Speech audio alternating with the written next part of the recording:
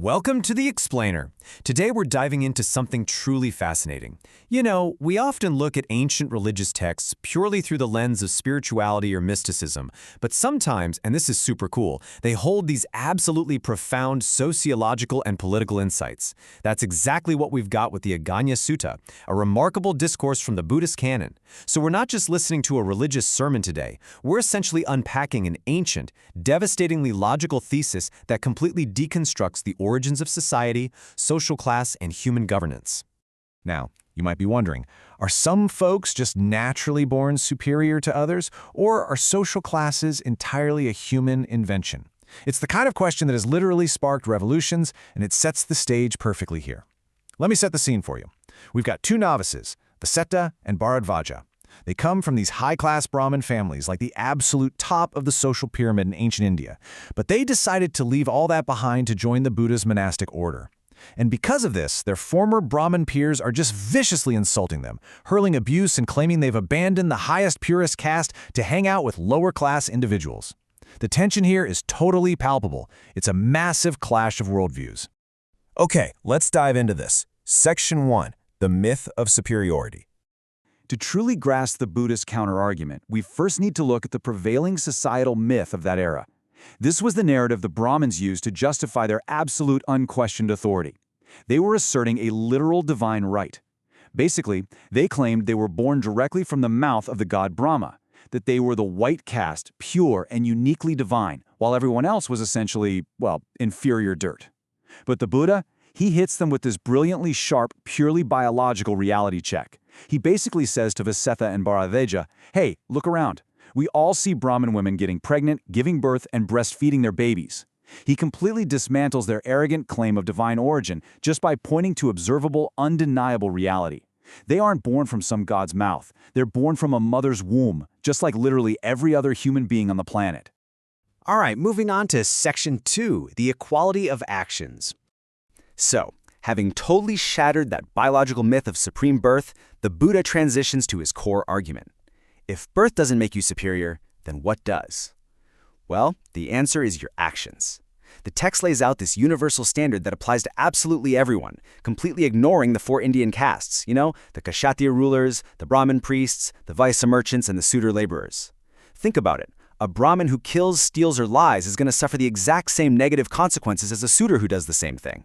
And on the flip side, a laborer who lives a life of kindness and truth is going to reap the exact same rewards as a king. True worth is defined by Dhamma, which means righteousness or good conduct, not by what's on your birth certificate. The Buddha even points out that the immensely powerful King Pasenadi of Kosala actually bows down to him. And the king doesn't bow because the Buddha has a higher caste, but entirely out of reverence for the Dhamma that the Buddha represents. Which brings us to Section 3, Dawn of the World. Now, to prove that society is entirely constructed by humans and not handed down by some creator, the Buddha takes us on this breathtaking journey. We're going to take a cinematic flashback all the way to the dawn of the universe to see how society actually formed. Picture this. After a massive cosmic contraction, the universe begins to expand again. But it's just this vast, dark expanse of water. There's no sun, no moon, no stars. The beings inhabiting the space, dropping down from the Abhisara Brahma realm, are essentially pure energy. They're luminous, mind-made, and they just float through the air, feeding on nothing but rapture and joy. And at this point, there's no male or female, there's no rich or poor. Everyone is perfectly 100% equal. But over immense periods of time, the physical world starts to solidify. A sweet substance called earth essence bubbles up on the water, and apparently, it tastes like pure, unadulterated honey. And this brilliantly illustrates the real turning point of the story. One being, driven by a bit of curiosity, and let's be honest, a little bit of greed, taste it, and they're hooked. Soon, everyone is eating it. But as they consume this physical matter, their own internal luminosity just fades away. They literally lose their light. And because of this, the sun and the moon have to appear to illuminate the sky. As their greed increases, the food becomes coarser, going from earth essence to fungus to creepers, and finally to this magical huskless, fragrant rice that just grows wild and replenishes itself every single day. Now, as their diets get heavier, so do their bodies. Biology really kicks in. Some beings develop beautiful complexions, while others look a bit plainer.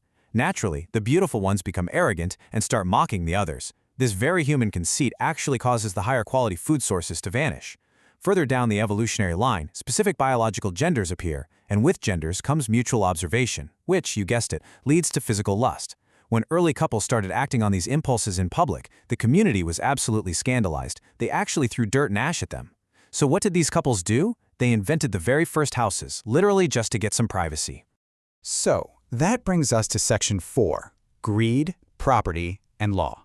Let's see how this builds from a sort of biological evolution into an incredible lesson in early political science and the whole concept of the social contract. Remember that wild rice that replenished itself daily? Well, eventually somebody gets lazy. They think, why go out every morning and every evening? I'll just gather enough for 2 days. Then someone else gathers enough for 4 days, then 8. This hoarding completely breaks the natural cycle. The rice stops regrowing and it starts growing tough husks. Basically, scarcity is born. To manage this scarcity, people have to draw boundaries. Yep, property lines are invented. But as soon as you have property, someone's going to try to take it. So we see the first theft, followed by lying to cover it up, and eventually physical violence with sticks. Society is literally collapsing. So the people come together. They realize they desperately need order. They elect the most handsome, capable person among them and make a deal. You maintain order, punish wrongdoers, and in exchange, we'll give you a portion of our rice. They call him Mahasamata, the Great Elect. Guys, this is taxation, law, and government born purely out of a human agreement. This flows perfectly into Section 5, Origin of the Classes. So this brings us to a really critical junction. How did this original pragmatic human consensus fragment into the rigid, supposedly divine caste system that Vaseha and Bharadvaja were dealing with? Well, the Buddha explains that the 4 classes didn't just fall from the sky, they emerged from the division of labor. Now, what's really interesting about this is how logical it all is. The leaders chosen to protect the fields, they became the Kshatriyas. Some people were just disgusted by the violence and greed of society, so they built leaf huts in the forest to meditate and wash away evil. They became the Brahmins. Some of those who couldn't quite handle the meditation moved to the outskirts and compiled books. Others took up various trades and became the Vaisas, while those who stuck to hunting and menial labor became the Shudras. It was all based on occupational choices and behaviors, fundamentally driven by human needs. Absolutely zero divine mandate involved here. And finally, Section 6, the Supreme Law. So, the Buddha's cinematic flashback of cosmic history brings us right back to the present moment, back to this tense debate with the arrogant Brahmins, leading us to his ultimate conclusion.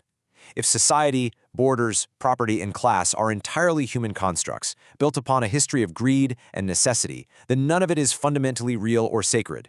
Therefore, the Dhamma, which is righteousness, morality, and good conduct, is the only supreme law.